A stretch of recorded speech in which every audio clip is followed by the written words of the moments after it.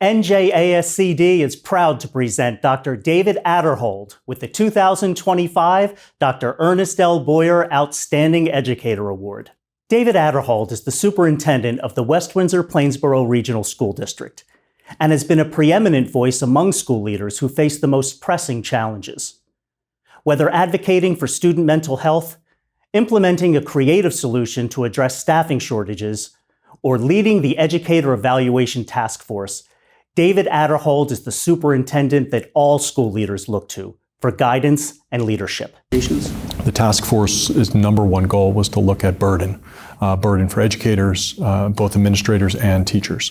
And so as a result of the burden, we really looked at where are places that we could control, what was within the scope of the department, what was something that was going to need to be in legislation that required a larger process. One of them had to do with the flexibilities that exist in evaluations, which were not being taken advantage of nearly enough, that could actually lighten the load on administrators and give teachers the credit for the work that they do that is contributing to the success of their students, but doesn't happen in those sort of snapshot moments when you're in a classroom. But I'm very pleased with the way the recommendations that right out of the task force were adopted. Many of those, not verbatim, but with input from the working group, have now been incorporated, and it should give tremendous opportunity for tenured, highly effective teachers and administrators to help reduce burden, which is really a charge of the task force. Teacher retention and recruitment is huge right now. Everybody's aware of the national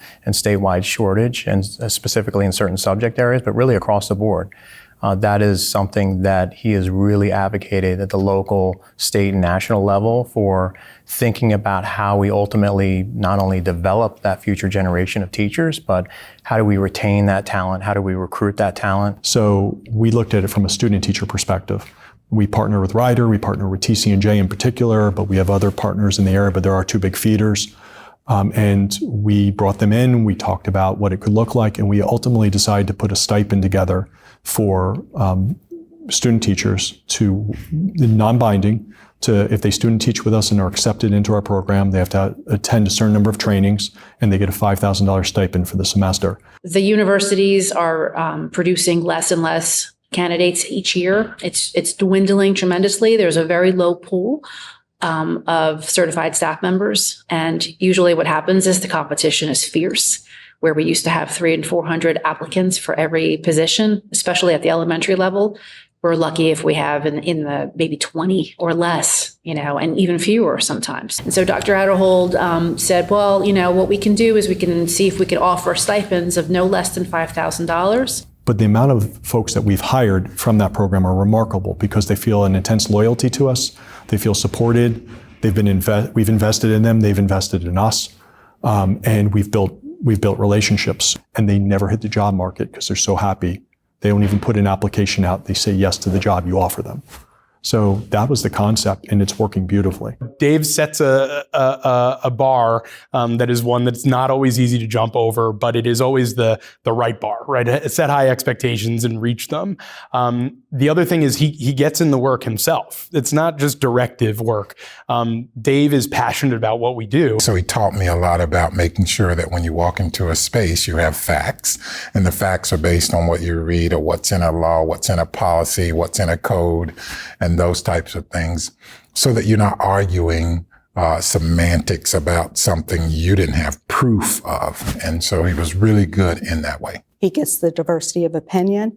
He pulls the board together so that there's ownership of those hard changes. There's ownership of the things that you want to push forward.